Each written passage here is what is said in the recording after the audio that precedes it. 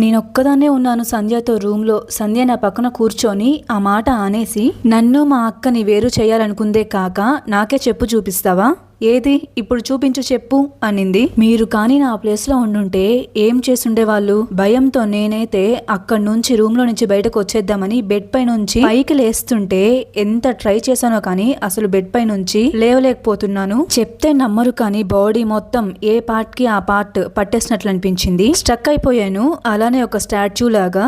ఒక పక్క భయమేస్తుంది. నాకేమవుతుందో తెలియక ఇదే నా లాస్ట్ డేనా అనిపించింది. రూమ్ లోకి ఎవరైనా వస్తే బాగుండు అనుకుంటూ ఉన్నా. తనేమో డోర్ దగ్గరికి వెళ్లి డోర్ దగ్గరికి వేసొచ్చి తన బెడ్ ఎక్కి ఒక చున్నీ వేసి, ఏది ఇప్పుడు నన్ను మా అక్కని దూరం చెయ్యి, మా అక్కని నాతో పాటే తీసుకెళ్లిపోతున్నారు, నువ్వు అలానే చూస్తూ ఉండు అని వేసుకున్న చున్నీని తన మెడలో వేసుకుంటుంది. నేనైతే ఏడ్చేస్తున్నాను. సంధ్య చాలా అమాయకురాలు. మాకు పరిచయం అయ్యి ఎక్కువ డేసే కాకపోయినా ఇలాంటి సిచ్యువేషన్స్ వలన తనతో నాకు మంచి బాండ్ అయితే ఉంది. తనని నా ఇంట్లో మనిషిలానే చూసుకున్నా. అలాంటిది నా కళ్ళ ముందే తను ఇలా అవుతుంటే తనని ఆపలేని పరిస్థితి అయిపోయింది. ఆ టైంలో పోనీ గట్టిగా అరుద్దామన్నా కానీ నా వాయిస్ బయటకు రావట్లేదు. చున్నీని తన మెడలో వేసుకుని ఒకటే అరుపులు, ఏడుపులు, పిచ్చిదానిలాగా బిహేవ్ చేస్తుంది. మా టైం బాగుండి అప్పుడే నవీన్ సంధ్య పేరెంట్స్ ని బస్ ఎక్కించడానికి వెళ్ళాడు అని చెప్పాను కదా. తను కూడా అప్పుడే హాస్పిటల్ కి వచ్చి అంటే వాళ్ళని బస్సు ఎక్కించి డోర్ ఓపెన్ చేశాడు.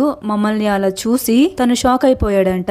అసలేం జరుగుతుంది రూమ్ లో అని. ఇంకా నిమిషం కూడా లేట్ చేయకుండా సంధ్య ఉన్న బెడ్ ఎక్కి సంధ్యని కిందకి దింపడానికి ట్రై చేస్తుంటే తను దిగకుండా రివర్స్ లో నవీన్ హ్యాండ్ ని కొరికేసింది. తన చేతిని కొరికిన అంత నొప్పిలో ఉన్నా కూడా నవీన్ బలవంతంగా సంధ్యని కిందకి దింపేశాడు. అసలు సంధ్య చేసే పనులకి హాస్పిటల్ వాళ్ళకి తెలుసుంటే మమ్మల్ని ఎప్పుడో బయటకు నెట్టేసేవాళ్ళు తన బిహేవియర్ కి.